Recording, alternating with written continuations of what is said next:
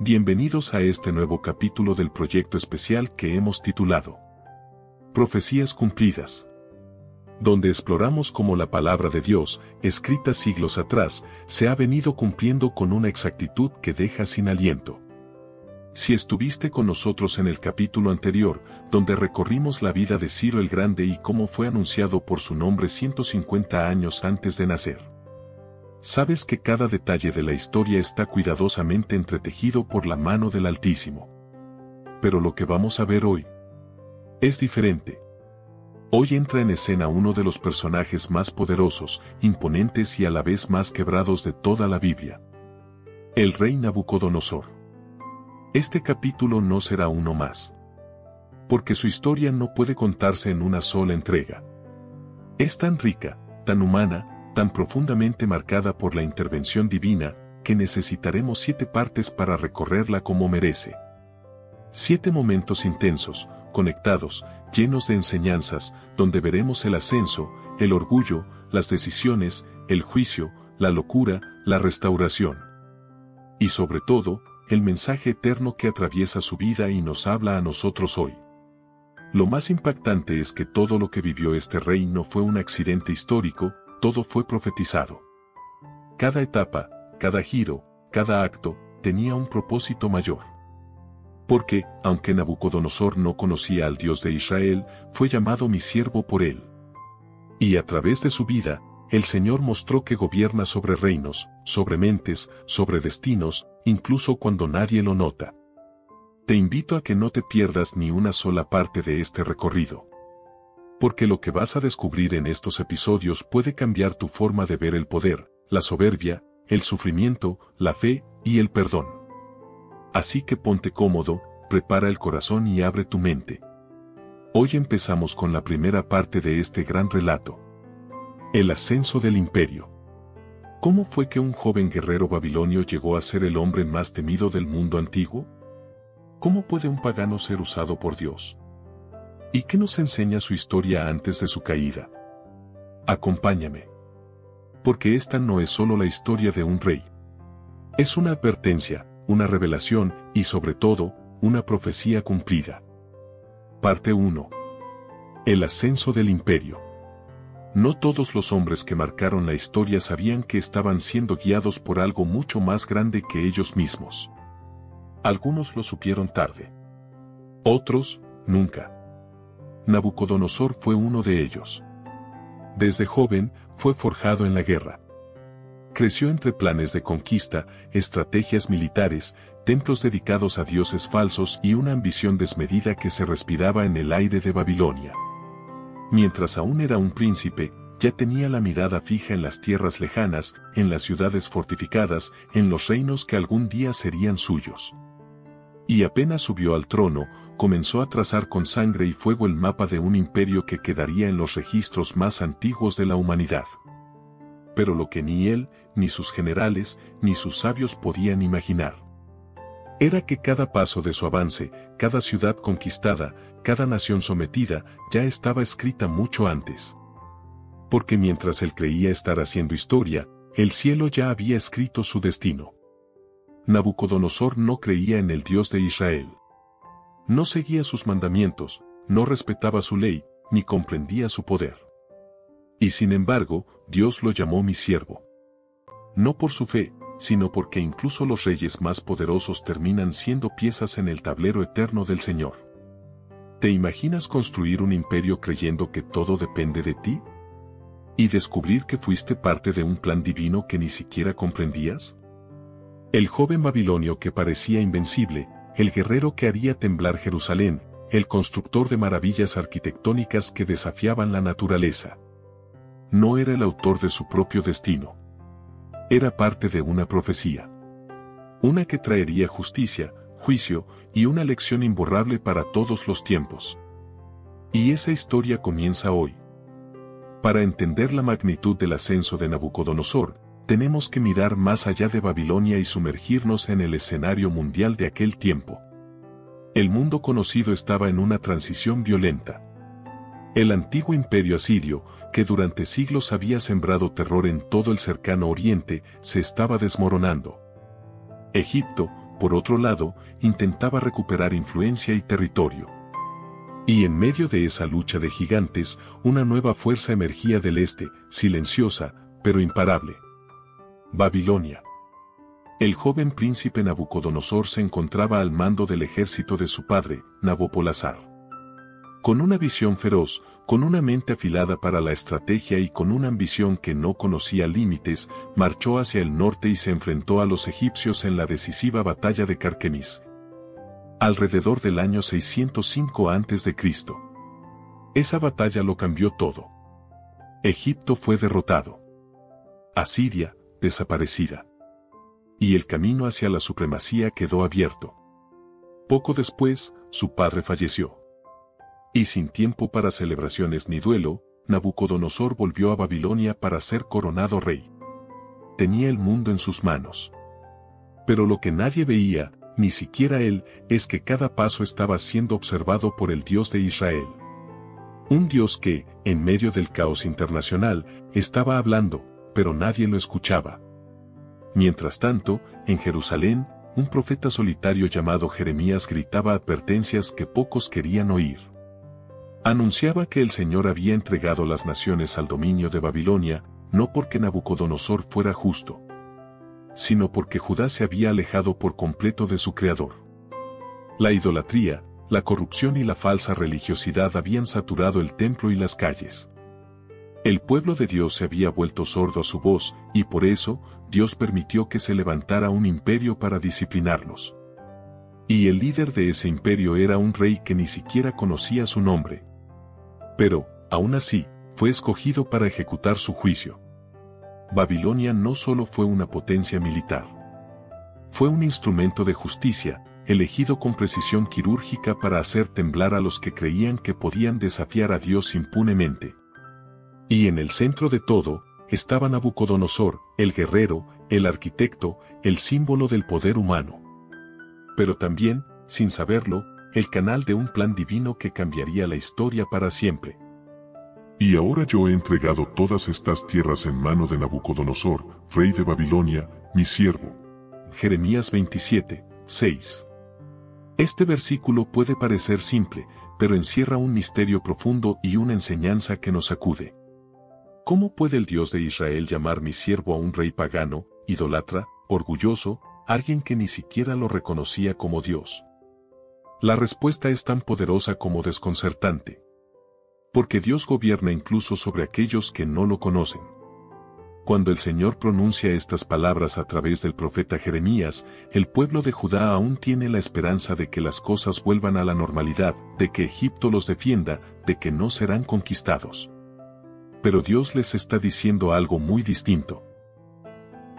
No se equivoquen. Yo ya he tomado una decisión. Todo lo que está por suceder, está bajo mi control. Y ese rey extranjero, Nabucodonosor, es parte de mi plan.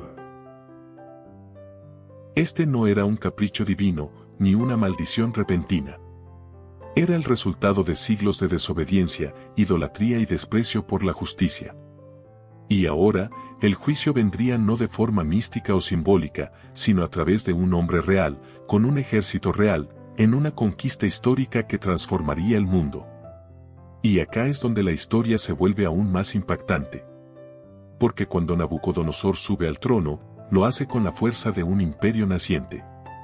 Pero lo que ni él ni sus enemigos saben es que forma parte de una cadena profética que fue revelada en el libro de Daniel a través de un sueño asombroso. La gran estatua de los 4 imperios. En esa visión, el rey babilonio ve una estatua majestuosa con cabeza de oro, pecho de plata, vientre de bronce y piernas de hierro. Y el profeta Daniel le explica que él, Nabucodonosor, es la cabeza de oro. El primero de una secuencia de imperios mundiales que dominarán la historia. Pero que al final, serán derribados por una roca no cortada por mano humana. El reino eterno de Dios.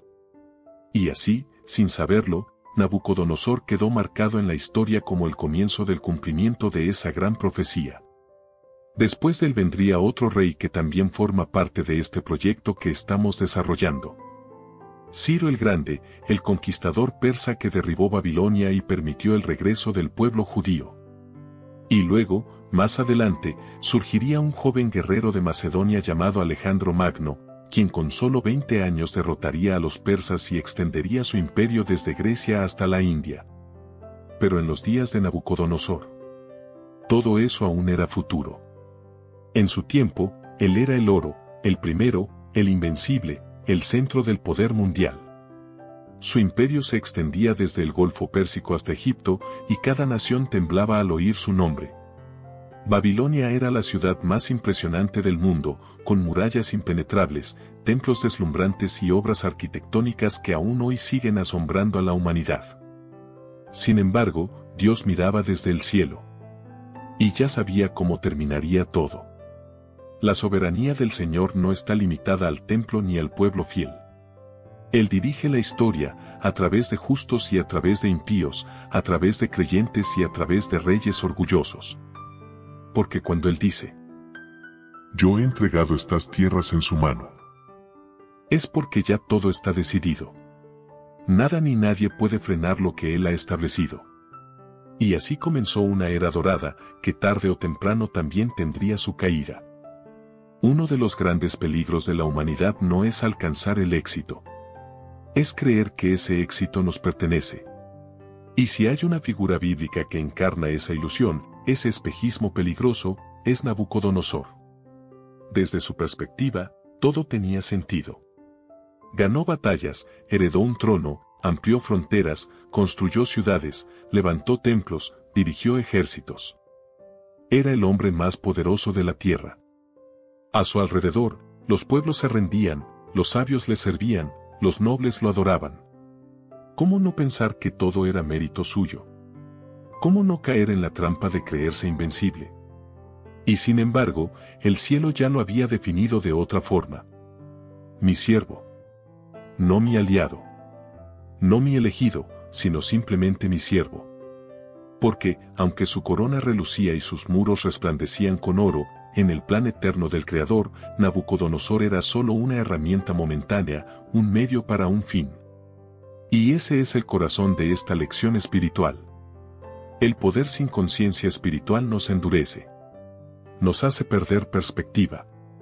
Nos empuja a creernos dueños del destino, creadores de nuestro éxito, autores de nuestra historia.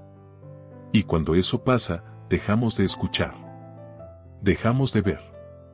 Dejamos de discernir la voz de Dios. Porque creemos que no la necesitamos. Pero la Biblia es clara. Antes del quebrantamiento es la soberbia, y antes de la caída, la altivez de espíritu. Proverbios 16:18.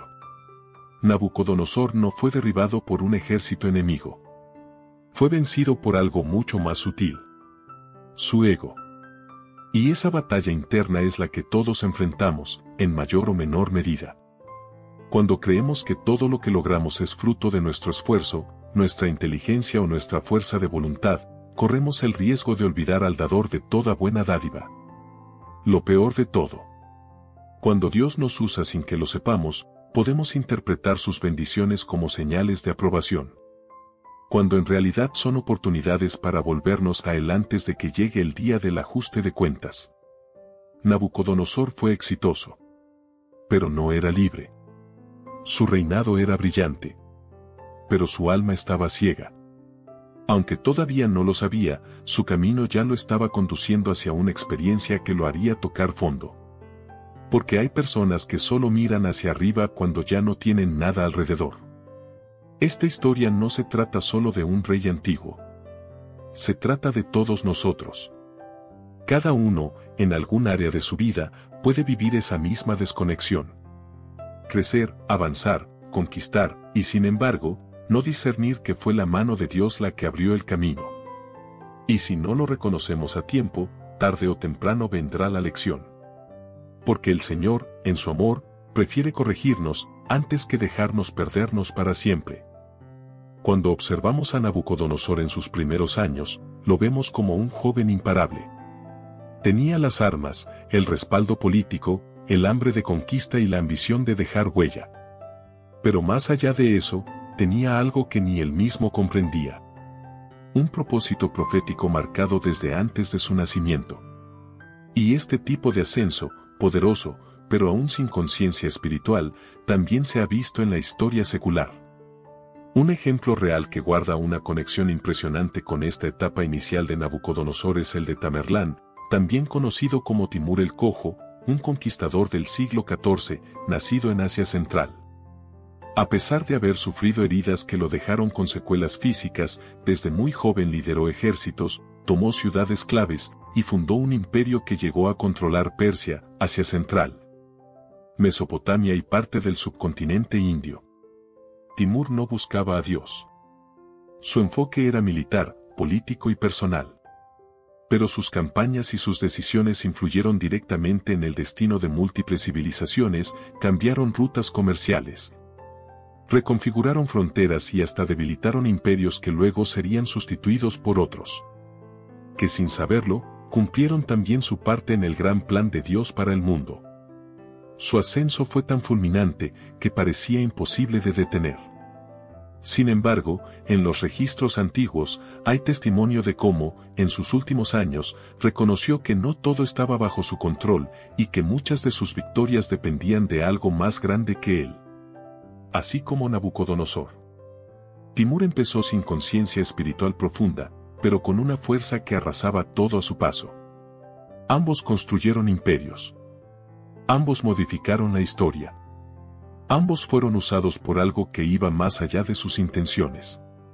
Y este tipo de ejemplos nos recuerda que la soberanía de Dios no depende de que alguien crea en Él para que su voluntad se cumpla. Desde los tronos más brillantes hasta las trincheras más oscuras, el Altísimo mueve las piezas de la historia. Y muchas veces lo hace en silencio, usando a hombres que creen ser los protagonistas, cuando en realidad son parte de una obra mucho mayor. Quizás no seas rey. Quizás no tengas un ejército a tu mando, ni estés fundando una ciudad con murallas de oro. Pero si estás comenzando algo, si estás construyendo un sueño, liderando un grupo, emprendiendo una meta o tomando decisiones que afectan a otros, entonces esta parte de la historia te habla directamente. Porque el inicio del ascenso de Nabucodonosor es también el reflejo de lo que pasa cuando un ser humano tiene fuerza, dirección y oportunidad. Pero no se detiene a preguntarse por qué o para qué está haciendo lo que hace. ¿Cuántas veces nos enfocamos en los resultados visibles? En las conquistas, en avanzar rápido, sin detenernos a reconocer a aquel que nos abrió la puerta. ¿Cuántos líderes, empresarios, artistas o incluso padres de familia construyen sin buscar dirección de lo alto? ¿Creyendo que el éxito temprano es señal de aprobación divina? Lo cierto es que Dios no siempre detiene a alguien que avanza sin conciencia de él. A veces deja que el camino siga. No porque lo apruebe, sino porque está permitiendo que se cumpla un propósito mayor. El problema no está en crecer. El problema está en crecer sin raíces, sin visión eterna, sin humildad. Por eso esta parte de la historia es una advertencia amorosa para ti que estás comenzando algo importante. ¿Estás dedicando tus planes al Señor? ¿Estás preguntándole si lo que estás edificando tiene propósito eterno o solo brillo pasajero? ¿Te das cuenta de que todo lo que tienes hoy, incluso las oportunidades, no vienen solo de tu esfuerzo, sino de su mano? La mejor forma de construir algo duradero no es solo con estrategia ni con fuerza. Es con dependencia, con humildad, con sabiduría que viene de arriba. Porque no hay imperio más estable que aquel que nace con el corazón rendido a Dios. Oración. Señor, hoy vengo delante de ti como alguien que está en camino, que está empezando, que está soñando con construir algo que valga la pena. Sé que me has dado dones, oportunidades, ideas y fuerzas. Pero también sé que nada de eso tiene sentido si no estás en el centro. No quiero avanzar por impulso ni levantar muros sin fundamentos. No quiero confundirme y creer que el éxito es mío. No quiero repetir la historia de quienes fueron usados por ti, pero nunca te reconocieron hasta que ya era tarde. Te pido que me enseñes a depender de ti desde ahora. A darte gloria en los comienzos, y no recién cuando llegue a la cima.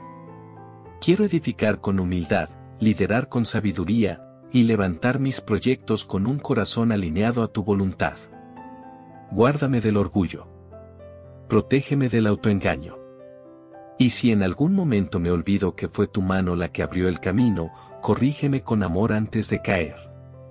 Porque más que un imperio, quiero construir una vida que te honre.